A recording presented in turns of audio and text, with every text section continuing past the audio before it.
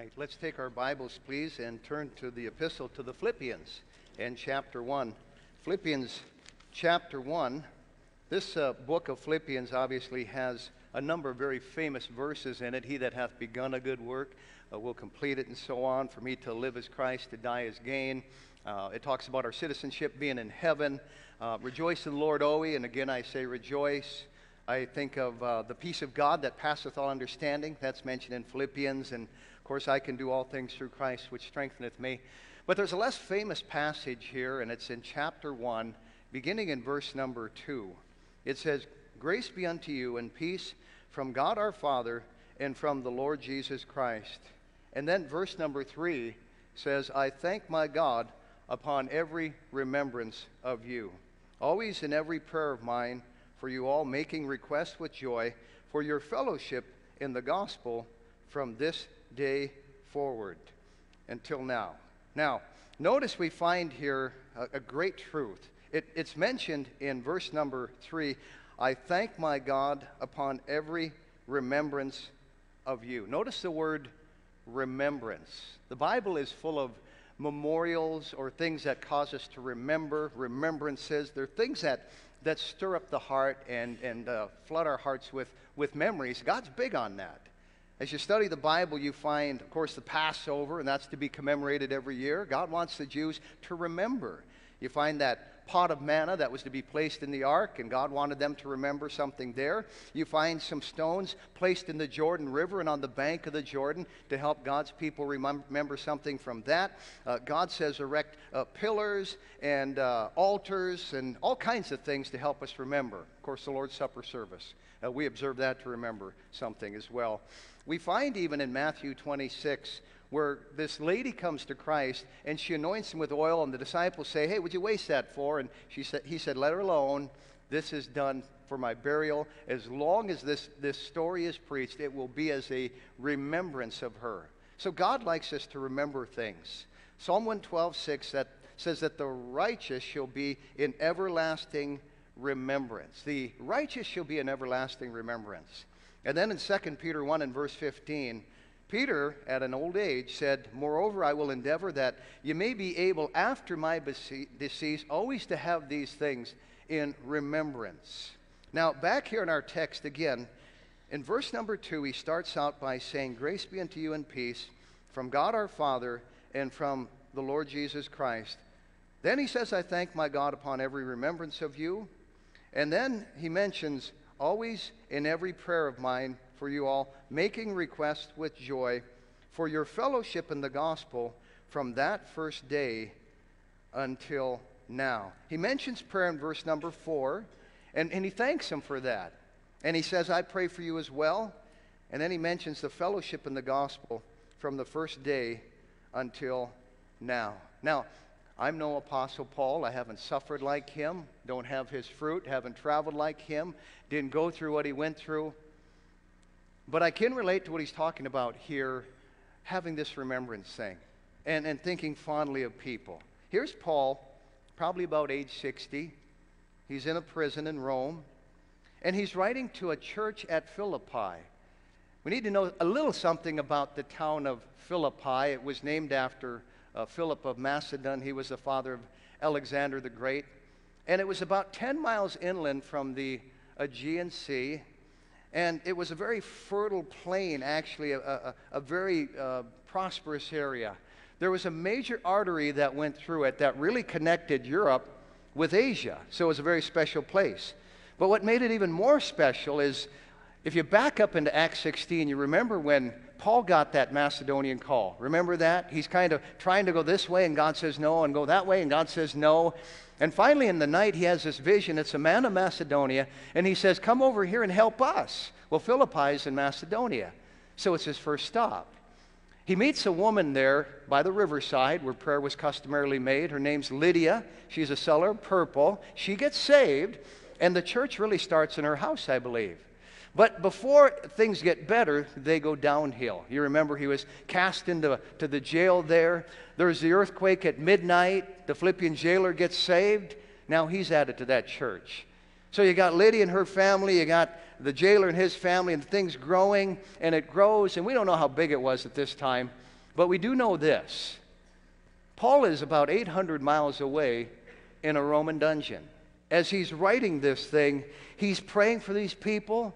Memories are starting to flood in. The Holy Spirit is stirring his heart and saying, hey, let's pick up a quill and a scroll and let's begin to write.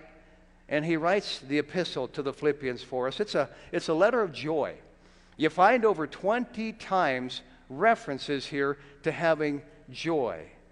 And so he mentions in verse number 5, your fellowship in the gospel from the first day until now. And he's thinking of all the times, the fellowship, the great memories that were made with these people at Philippi, and the bond with them. Now, why this bond with them? If you're a Norwegian, you might have a bond to another Norwegian, or a German to a German, or if you went to high school with some guy, there's this bond there. If you're college roommates, there's this bond there maybe. Maybe if you're from the same area or the same family or something like that, there's going to be this fellowship. There's going to be this bond. But Paul wasn't related to these guys. He wasn't a Gentile like they were. He was a Jew. He was from Tarsus. Lydia, she was actually from Asia Minor. The jailer's from Philippi here. And all these other people here, there's some kind of a bond that they have. There's something that knit their hearts together. It was their faith. It was Christ. It was the local church. 30 years ago, I didn't know any of you. I knew my wife. She's here someplace. I knew Jared. He's here someplace.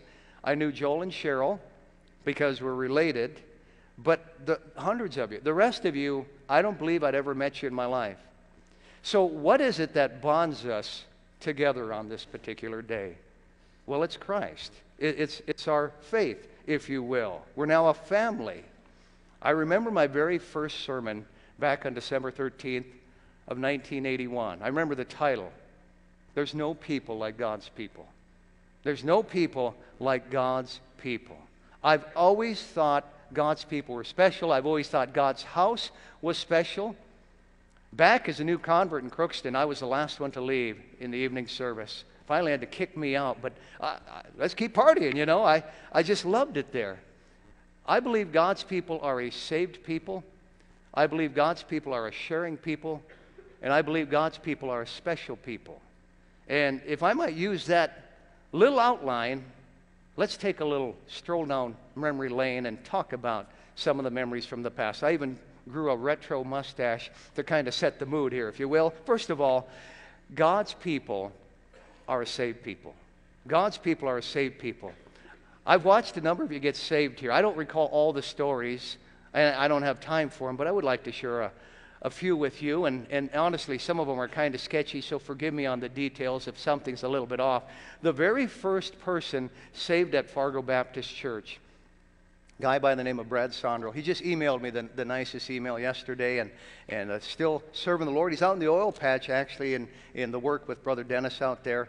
But he lived in an apartment over by West Acres, knocked his door, and after having Bible study for weeks on end, he came to Christ, and I thank God for him. After that, I think it was Joel Oslachson. And Joel had a shabby little ground-level apartment up in North Fargo. Him and Cheryl came the second Sunday after we started here. And he had made a profession of faith over in Crookston, and it was a false profession. Very intelligent individual, my brother-in-law. And anyhow, he had been thinking about this for some time. By the way, he's a mad scientist, is really what he is. But anyhow, I went up after church on a Sunday morning. I could see it on his face as he left that morning. And so we sat down with God's Word in his apartment up north there and went through these verses. And all of a sudden, he got saved. Tears of joy flowed. And he's been with us ever since. Cheryl, his wife, I remember her getting saved in my office not too long after that. But I thank God for you. I think of the Acetunas, Danny and, oh, there they are. They moved on me. Danny and Rochelle. Actually, Danny's from, Brother Acetuna, he's from Florida. And they got this little thing in the mail that we'd actually mailed out a year earlier inviting folks to church. The teen group in Crookston had stuffed, I think it was 14,000 envelopes, and addressed them, and we covered Canvas South Fargo, and they hung on to that. They visited church. I'll never forget I think it was a Sunday night after an evening service. He got saved, and what a work God did in his life. Rochelle followed slowly after, and I thank God for you folks. I thank God for the Dennises, and Brother Dennis we found up on campus. He had this really nice, cool, dark hair, and it's just not like that anymore, as you know. But anyhow, he started coming to church, and long story short, I remember leading him to Christ in my office. Actually, he went home after morning service. He was under conviction, and I got a call from him in the basement of the church building there, and he said, could I come back and talk to you? And he got saved that afternoon, and oh, the joy. I think he was actually running the campus ministry when Patty started going there, and I think the rest is history, as you know. Then there's the Vosiks. They go back to, I think, 1990 in the first church building. I remember leading, first of all, Mrs. Vosik in a profession of faith in the basement of the church building after a Sunday morning sermon. And I think that Brother Vosik got saved sometime later out at family camp, and I think I dealt with you out there as well. And what a blessing they've been. I thank God for you folks. I think of Brother Mike Paulson. Of course, he's over in Valley City here this morning. But he came through the campus ministry. And I'll never forget the first time he visited church. It was a Wednesday night. I was preaching out of the book of Acts. And after the service, he was just, whoa. And I remember him saying this. He was going, where is everybody? And he just thought, why isn't the whole town here? I've often thought that myself. But it wasn't too long afterwards I led him to Christ at my kitchen table at our little house over in Dilworth. And I thank God for him. I think of the Shears. And we put a ad in the Midweek Eagle advertising a Bible study, or I forget what it was exactly. Mrs. Shear answered that, and actually there were times we were building the building in 1990, and she would come. It would be like around supper time. A lot of folks working there. My office wasn't even done yet, and we sat down. We had Bible study together, and eventually she made a profession of faith. Dean was a little harder case. He'd come from a background with, I think, sinless perfection, and anyway, he got saved later on. I thank God for them. I think of the Fornshells next sitting over here, and though they didn't actually get saved here, they've been so faithful for so many years. They came in the early days, and what they did do as far as the salvation goes is they brought their daughter Chris here. I will never forget, I think it was a Sunday night service, and I don't even remember what was preached. I don't remember the details. I just remember standing in the old building behind the pulpit, and this lady walking down, and you could hear her everywhere. She was crying out loud.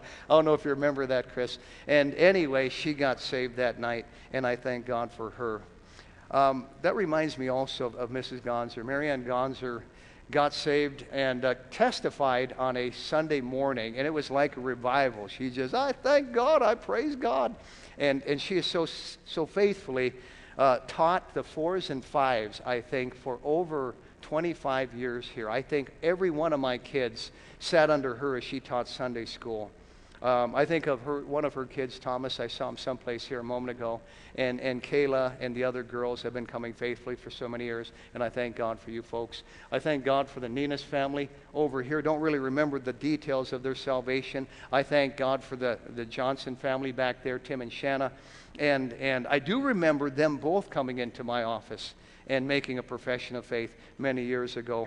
I see Mrs. Mose back there, and I think she came into the church back in around 94, if I'm not mistaken, and at a time when there had been some rumblings, and anyway, there was a number of people that were added at that time, and they were as well. I think of Sharon. I'm not quite sure where Sharon's sitting today, but first time she came here in the Navy with a tude, and she'd be the first to tell you that, and she had made a vow that if nobody talks to me or remembers my name, I'm not coming back there. Well, somehow I remembered her name, and as she left the second or third time, I shook hands. Hi, Sharon. She goes, oh, they know me here. And long story short, if I have this right, She got saved out at the Back to Calvary camp meeting in the barn, and I thank God for her. God has really burned her heart for the inner city, and I can see her doing a great work there in God's time. There's the Werness family. I think of Dan and Linnell. Dan mentioned when he was coming and under conviction, he said, it feels like somebody standing on my chest. I don't know if he remembers making that statement, but he got saved. As far as Linnell goes, I remember her being out at family camp, and my wife and I, we had a little pop-up camper out there that year, and we led her to Christ in that little camper. I think of Chuck. Chuck's, as far as I know, the first and the only person that I've ever led to Christ on a computer, and that would figure, wouldn't it?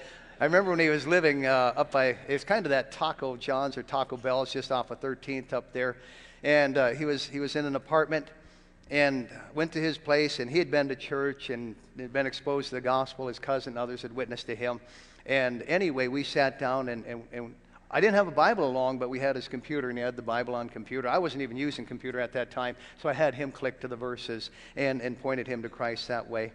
Then there's the Langs. I say hi all the way from the Red River Valley. They're up watching. It's about 11 o'clock or whatever back there in the evening. But you've heard the story of Jeff's salvation, of how he I think it was like a January Sunday, and he came to church, and he had already been under conviction and mulling this thing over and really determining in his mind, I'm going to do it this Sunday. And I did something I've never done before or since. I had the invitation at the beginning of the message, and I was trying to make a point at one of the message. He said he almost got up and walked at the invitation at the beginning, but he got saved, and his dear wife got saved later, and God brought them together, and I thank God for them. I think of Steve Kitzman, and I don't know where he is, and I don't know the details of his salvation, but if I remember, there he is. Was it me who led you to Christ? Okay. I remember having Bible studies with you as we were building these very facilities here. We would stop and pause and go and sit in his van, and week after week, Saturday mornings, we did that. But it was actually, I think, Lawrence and Paul Wingy who knocked his door, if I remember right, and invited him to church, and what a blessing Brother Kitzman has been. I call him Special K, and he really is. So we talk about saved people. That's a CB handle, by the way. We talk CB. There's saved people, then there's sharing people. Sharing people. These are people that have served here for years. I think of Myron down here, and he goes back to probably about 89, something like that. And this is before we actually built the first building. We were growing that little building, and I believe I sent you a postcard, all excited because we had hit like 60 that Sunday morning. Was that the figure? And and years later, he pulled this out of his Bible. He said, I still have that. And I can't imagine that. But I thank God for you folks, you and Judy. I think of Carrie, Joe, and Tyler. They've been around here, it seems like forever. Pre-1990. And actually did a lot of work on that church building as we were building it. Of course, bakes the cake every Sunday night. That's a lot of cake to bake over the years, but I thank God for you folks. I think of Paul and Michelle, who also helped a lot on that first building back in 1990, day after day. I believe you were living only a few blocks from that building. I knocked your door, and they started coming to church and helped out so much with the taping, and I thank God for you folks. I don't know where, I see Mrs. Noyes, Brother Noyes might be out teaching, but I still remember Brother Noyes coming as an intern locally here at the university, and I don't remember if we were in that very first building or the second building. I just remember going out calling with him. He had already gotten saved at that time, and anyway, saying, I think God's going to take me to this place, and he went down to the University of Minnesota or whatever, and all these other places, bouncing around, and then settled back here and is now a deacon in this church. I thank God for the Noyes family. I thank God for the Vandell family. And as talking about sharing people goes in serving, tremendous servants of God. I don't remember how they got saved and the things involved, but I thank God for them. What a blessing they are. I don't know where Kurt Aho is, someplace here, but when Kurt first came, it had to be around 94, 95, right in there. He helped me out on my farm. That's how I remember that date. And he had just come into the church. I remember us having a softball game, and everybody, all the men were signing up, talking big, the Bambino Roger, and this guy, this and that. And he wrote, Kurt the Big Hurt Aho. And I'll go, oh, who is this guy now? But he's always had a heart for souls. He's been sowing down the area of Ada and others, and I thank God for him.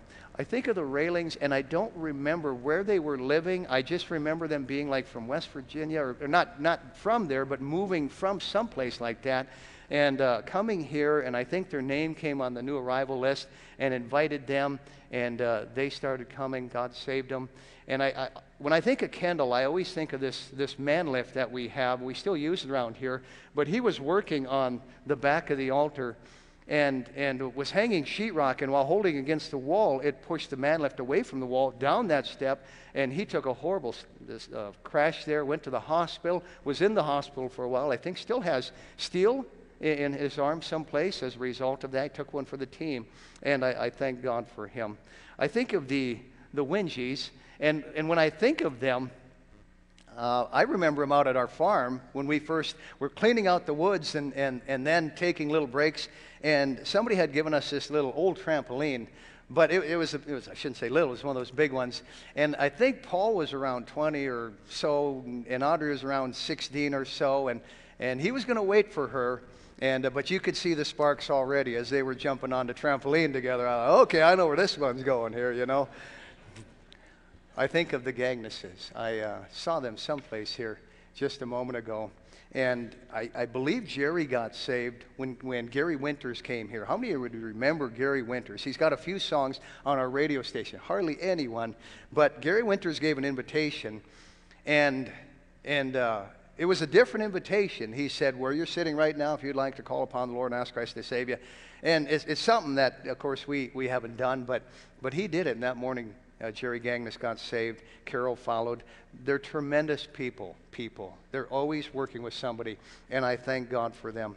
I also thank God for the Laguerres. And Roy and Angie came here with, I think, the Navy, and just wouldn't come to church. They were independent Baptists, saved already, and I don't know if they'd mind my saying, might have been a little backslidden. They lived over in Dilworth. I don't know how many times I visited them. But see, they were trying not to put down roots here too much, because this is the last place in the world they wanted to settle after they got out of the Navy. But God had other plans. They did start coming. God got a hold of their heart. And they are outstanding servants of Christ in this church. I thank God for them. Of course, there's people like the Wartners that aren't here, and Brother Austin got saved as a result of a fellow by the name of Dwayne Ashley, who invited him to church, was on the Moorhead basketball team. Brother Ashley's now down in Texas as a teacher. He's still serving the Lord faithfully down there. Kerry got saved after that, but I still remember Brother Wartner working on this building. Here we have this slanted floor, we have this scissor lift, and it's at this angle, and we've rigged up this thing to hold the sheetrock up to the ceiling while you screw it up, and there he is sitting on that thing as high up as it goes, and on his back holding sheetrock to the ceiling and screwing it in. I thought, I can't even look. I don't want to see what happens here, but I thank God for him. He's been a faithful servant now. There's the saved people, there's the sharing people, and then there's the special people. And I just want to say, everybody here is special. Everybody's special. Just some have special stories. And if I could share a few with you. Our very first visitor to the church, of course, is Karen Slusher. And I didn't know her. And what I did know was that she got saved in Grand Forks. And she had moved here to the FM area. And there was a lady in the church in Crookston, Clarice Bryant. And Clarice is still alive and kicking. Her husband's passed on, gone to heaven, but just a really dear, dear lady. And she said, Brother Scheving, when you get down to Fargo, you got to follow up on this Karen Slusher and da-da-da. And so anyway, hadn't even done it yet, but we had started to get things ready for that very first church service. We were living in the basement, having cards printed, and my wife received a call. And the person on the other end said, what time are your services? And da-da-da-da. And, of course, my wife got all excited, told me, and we just thought, this is the buzz of the town. Everybody's going to be here. Well, one person came. It was Mrs. Slusher. And she's been here through thick and thin. She's had us over to eat in the old days when she was it. And the fun nights when really there was like the Ace of Tunas and the Oslocksons, a handful of people. And that was about it. But she's been faithful all these years, and I thank God for you. I thank God for Heidi Nelson and Deidre sitting over here. I think I was out bus calling and knocked their door, and Deidre was about this high. And she was everywhere but on the chair. She's just bouncing off the walls and go, whoa, this is a busy little girl here. And anyway, they didn't ride the bus. They didn't need to. They lived across the street from the church, and they started coming. And you know the rest. I thank God for that. Of course, there's the Rogers family, and of course, Donnie. And I think their story goes back to about 1989, or 90 maybe. I know they were in the very first building. A fellow who worked for Ecolab, who was in a multi-level business with them at the time, invited them, and Donnie and Kathleen started coming with Tim and Audrey, and what a family they've been. I don't know if there's another family that has put more people in this church, and I thank God for them. In 95, Donnie went through a time where I helped him, and he turned around and was a great blessing to me, and I love you, brother. They are very special people here at Fargo Baptist. One of the folks they brought to the church, and I don't know where Joan Dodds might be this morning, but anyhow, they were somehow acquainted with them through daycare or something, if I remember. And I remember Joan coming it was a conference with Brother Hayes. And here's Brother Hayes walking the aisles and walking on pews and going around asking ladies if they wanted a kiss. And and he'd give them a little Hershey thing, and just goofing around. And I'm going, I wonder what this gal's thinking of all this here, And, of course, there's little Jamie at the time. And, of course, Joan got saved. Jamie's now in Russia. And we thank God for them. I think of the Fows. There's a few of them in the church here. I think with Beth and Julie and, of course, Patty. And it was their mother, I think, that was really searching. And I don't know what brought it on, but I know Julie was visiting. Somebody was dissuading her from this Bible stuff, and she just kind of turned her back on that person and said, no, I'm following Christ, and she has for many years. Beth came into the church as a teenager and has grown up, and she's been a blessing as well. The Tweetons, Jim Tweeton actually, and most of you don't know this, he wouldn't mind my saying this, had gotten out of prison and moved to Fargo, was in a halfway house. Brother Spurgeon somehow came across him, invited him to church, and anyway, he met Lori here. By the way, Lori Tweeton was Lori Olson. Her and her sister Jeannie Olson, they go back to like 88 or 89. They were out in Michigan, I think Jeannie was, and was at a laundromat or something and ran into the Marshall family. How many remember the Marshall family doing laundry out in Michigan someplace, and mentioned Fargo, and the Marshalls had already been here to do a concert. But Jeannie visited here, and then Lori came, and Lori got saved, and now her and Jim are over in Jamestown. It's funny how God works out all those things.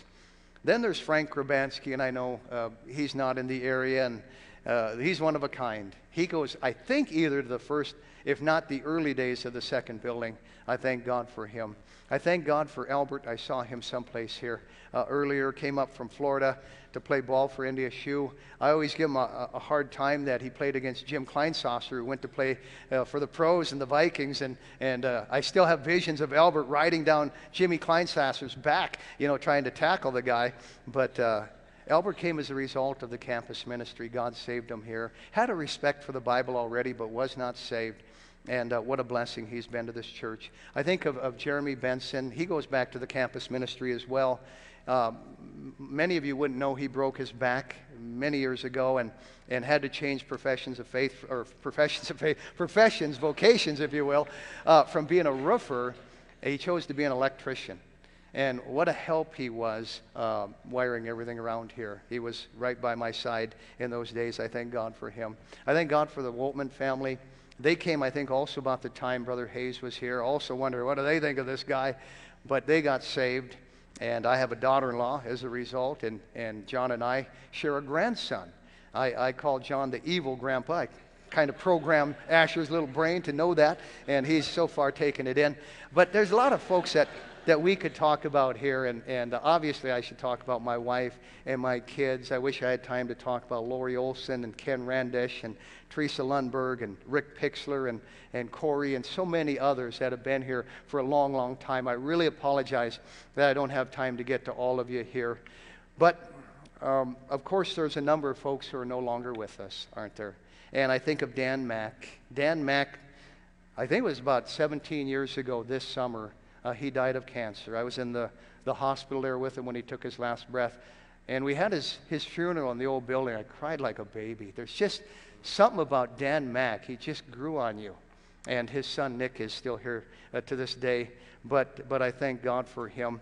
I remember also the days when my father-in-law was in the church. He got saved in the very, very early days. Might have been about 88. He was the very first person that we baptized in the homemade baptistry I built in the basement of the old church.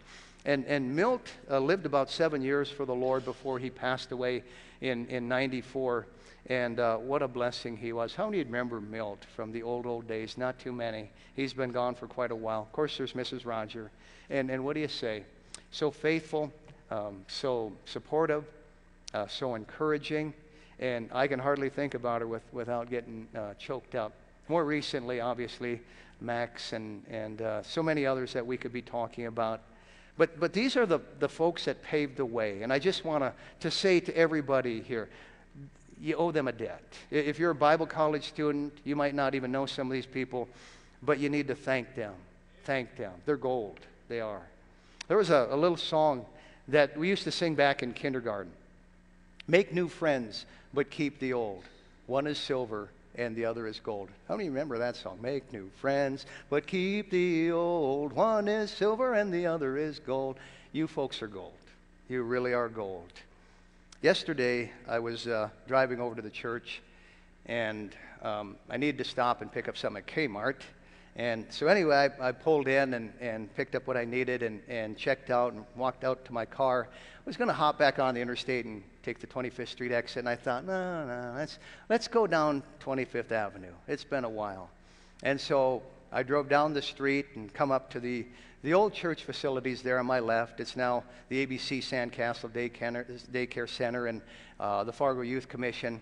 And I'm driving along the street, and I'm looking at the trees along the north side of the second building and remembering how hot it was when we planted those. I about had a heat stroke.